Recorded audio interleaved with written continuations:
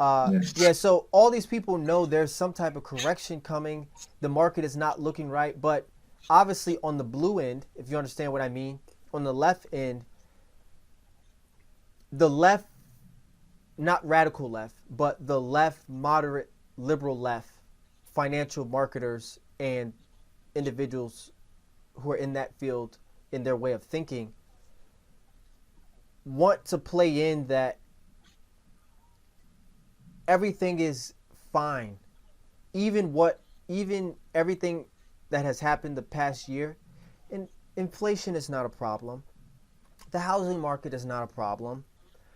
Uh, Employment is not a problem, even though everyone is back and we can't, or people are allowed to go back and we can't find people for employment at at lower wages because nobody wants to work because of the unemployment. That's not a problem. Where companies are like, we'll give you $1,000 bonus just to work at McDonald's because nobody wants to be there. That's not a problem. All that's not a problem, right? The imputed value that's being pumped into cryptocurrencies and companies like Tesla, that's not a problem. Um, and this is something like, for example, like Cathie Wood says, oh, we're long. I don't see any of that as a problem. The Fed, I don't see any of that as a problem. Um, and the Fed even uses a new term now to, when they talk about inflation, I forget the term they use, some new term, and which means that inflation is just slightly temporary. It's not a long-term problem. And no, that's not how inflation works. It's not how inflation works. Mm-hmm. You just don't have um,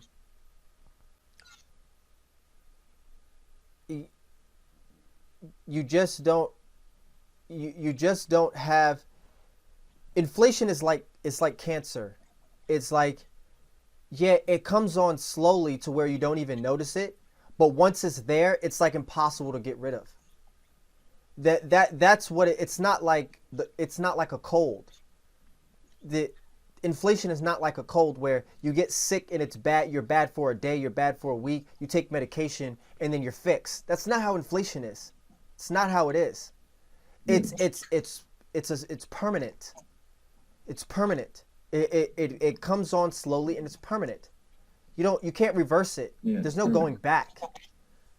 So Yeah. So how the so I economy's structured. so I think, even though for us listening to Cathie Wood, for example, is not a problem, but I think Cathie Wood, as somebody on the outside who's learning about investing, who wants to idolize her, I don't think it's good. Not because for the future her ideologies on technology and how she feels about technology won't be true, because it has been true, because she's felt that way for many years, that technology will prevail. That's why she's doing good now and she wasn't doing good before, right? Because her ideology wasn't, like James Cameron didn't catch up with the times. But now that she's into tech and disruptive companies, that's the thing now.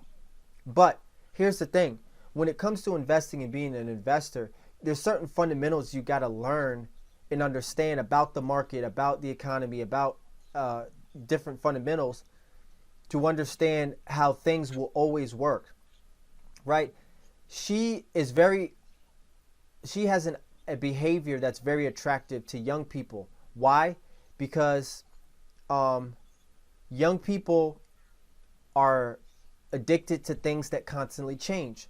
Older people hate things that change. They like things that they know stay the same, that they've seen for 60 years, that have always worked. So old people are smart because they know what works. Young people are smart because they know what changes. So because she's wrapped around something that changes all the time, and she speaks about what is going on, the current financial market, that the way it is now, it's not helpful or beneficial to somebody who's learning and or trying to get a perspective and get grounded in investing. Because for her to say, well, there's no problems, technology will prevail, I don't think that technology will solve all our problems, especially in the financial market. Mm-hmm. The technology does nothing for the financial market as a whole. Yeah. Unless we get rid of unless we get rid of the Dow Jones and half of the S&P and we just have the Nasdaq, the technology market can't drive the whole entire world, even though we rely on it. Now, so you have to take that into context, right? But like, the housing market isn't tech. The food industry isn't tech. Agriculture. Gas industry isn't tech. Commodities. Yep. Commodities aren't tech. Yeah, this right here is tech, but do we actually need this? No. We don't need this. Do I need this? Will I die if I don't have this? No. It's an enhancement. It's an enhancement to our life. No doubt. Because it's an enhancement to our life, it's not a fundamental. And there is big financial into this. But this is not what I should teach you when it comes to life. The basics is what I should teach you when it comes to life. And it's the same thing with investing. And that's the only problem I have with her. Not her in general, but her style and financial advice. It's kind of like what's the word we would like to say? It's fashionable. Like the way that it's very fashionable, the way the kids want to invest when it comes to the ARK, the ARK and the ARK Gs, and it's, with everything's Tesla, Bitcoin, it's very, very fashion. So like you said, when it comes to investing with fundamentals, if you were already set your eyes on tech before tech was what it is today, then you were just investing with biases. You wasn't investing based on what worked, because if it worked, you would invest in a different way before. If you get what I'm saying, if it was garbage when she started, and you wanted to work because you had foresight, then you wasn't investing because you were fundamentally sound. You were investing because you had bias, and then you were just hoping that bias just actually worked when it does. So that means you were basically gambling. Or speculating would be a better term. Speculating, yes. The speculating would be a better term, yes. Yeah. So you're doing that instead of saying that you're a good investor. But now you have the numbers to back it up. So now people are like, well, obviously she knows what you're talking about because she now has the freaking confirmation. She has the social proof now. Yes. To be able to say, I know what I'm talking about. Right. That's all I'm saying. Because if you're a true investor, it doesn't matter what the investment is. Tone's like, oh, tech was 10 years ago, but tech's not today. So I'm investing different today than I did 10 years ago because I move and change with the wind because I'm fundamentally sound. So I'm not biased on anything. Yes. That's what I'm saying. Like I find people when they only want to invest in one niche, I really don't like listening to them. Yes. Even people that are heavy just real estate only. I don't even like listening to people that are just to one thing. Yes. You can only buy multifamilies. Don't buy single families. Oh, you can only flip single families. Don't buy commercial. I don't like people like that because it's just you start getting too biased. You do become too biased, and it's because of a lack of objectivity in the complete market. Another type of group or individual people where there are some people who are just I'm just crypto. Yeah, you hear that too. That is so bad. It's like it's so bad. It's so bad. And here's the thing. Let me give a disclaimer. Here's the thing. Moving forward, 100 years from now, 50 years from now, 25 years from now, who knows? Everything might be crypto.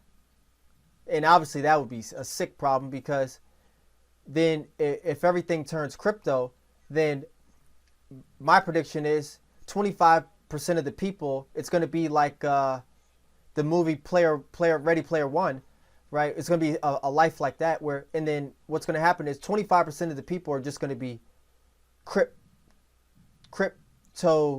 thieves, where they just hack into people's crypto and steal it. And then actually 50-75% of people will probably be working actually to make the to work for crypto as a currency. But then most people are going to be like, get into the business of just stealing it because how do you secure it and everything? But more so moving forward, let's say in a 50, 75, 25, 100 years from now, tech is everything, the crypto is everything, it still will not change the fact that the world moves around food that we need, exercise that we need, houses that we need, transportation that we need, the fundamentals. That will never change. And excuse me for my Warren Buffett style, but Warren Buffett believed in investing on things that we'll always need, that will never change. That if it does change, it'll change in a nuanced way, but it won't change completely. Like, invest in the wheel.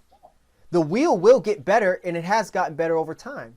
Before, the first interpretation of the wheel was a rock and made it into a circle. Now we have tires they have tires that don't even flat anymore. Great. You know what I mean? So you can enhance the wheel, but we will always need the wheel. So 100%, yeah. It's not, you know, it just gives you it doesn't equip you to have all the fundamental information that you need in order to move forward in life. It really puts you at a disadvantage. And once you go in that direction, you can't go back. I mean, like, if, for example, to give an example of something that's highly correlated, is when a young lady, for example, is so attractive that she can be unintelligent, unmotivated, bad cognitive behaviors, all type of cognitive biases and mental fallacies, and even where she creates mental illness for herself due to her socialization, all of these different things. But as long as she's highly attractive and she is proportioned in the right areas and men gawk at her, she will get a false notion that will confirm her biased perspective of life. And once she goes years of that perspective and the plasticity gets hard, she'll never be able to go back. So you won't be able to give her information on traditionalism, that as traditionalism works. She won't understand that at all. She'll think that you're speaking Chinese or you're just trying to be a misogynist when you give her information about how things normally go as a whole. But because she'll see life anecdotally, her whole life will just be a complete anecdotal movie. And to be able to give to objective perspective on what the facts are will not make any sense to her. So it goes the same way with all of this, and that's why I don't like it. I think, like, fundamentally, it's like, that's why in sports you teach fundamentals first before you teach somebody to catch with one hand. You have to. Period.